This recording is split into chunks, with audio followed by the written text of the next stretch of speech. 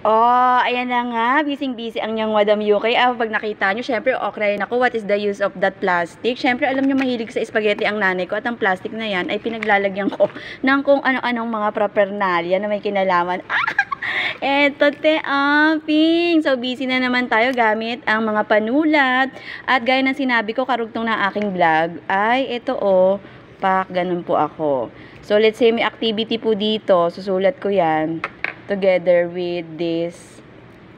May color coding tayo. Kaya, bumibili po talaga ako ng gel pen. No? Masarap siya isulat at meron siyang mental health issues sa akin. So, ano po ibig sabihin yan? Mahalaga po kasi nag-uumpisa ang ating motibasyon sa usaping pang-utang. So, September 4, arangkada na. Kaya yung mga alimango, magpipiyesa na kayo sa wall ko kasi alam nyo, busy na ako. Kaya, every weekend na lang ang panguhuli natin ng alimango. Kasi alam mo, ayaw na ayaw kong mapunta sa hindi ko naman follower ang aking view. Dahil usapin pala ang view, no? Gapang views pa rin ako dahil alam mo naman, si Meta ata ay talaga namang, mabigat ang naging hagupit sa akin. So, maging motivasyon po natin ang bawat isa.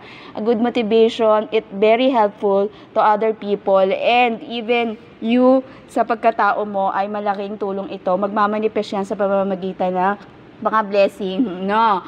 Fact na dumarating sa buhay mo. Meron akong fit and right, mahal yan. Kaya yan ay, isa sa kagandahang blessing na ihahalimbawa ko dahil nahagip ng camera. Kasi bibihira lang ang nakakabili ng fit and right.